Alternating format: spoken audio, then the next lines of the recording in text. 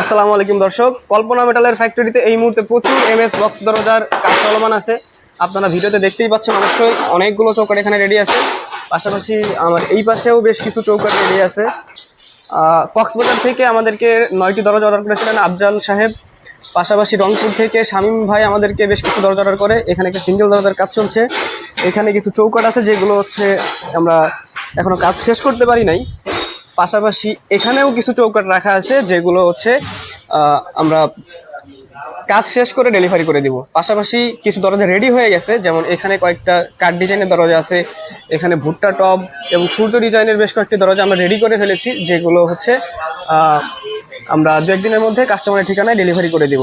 তো যারা আমাদের থেকে বক্স দরজা তৈরি করতে চান তারা অবশ্যই আমাদের স্ক্রিনে দেওয়া যে হোয়াটসঅ্যাপ নাম্বার আছে এই নাম্বারে যোগাযোগ করলে আপনি কিন্তু আমাদের থেকে দরজা নিতে পারবেন। আমরা সারা বাংলাদেশে হোম ডেলিভারি দিয়ে থাকি।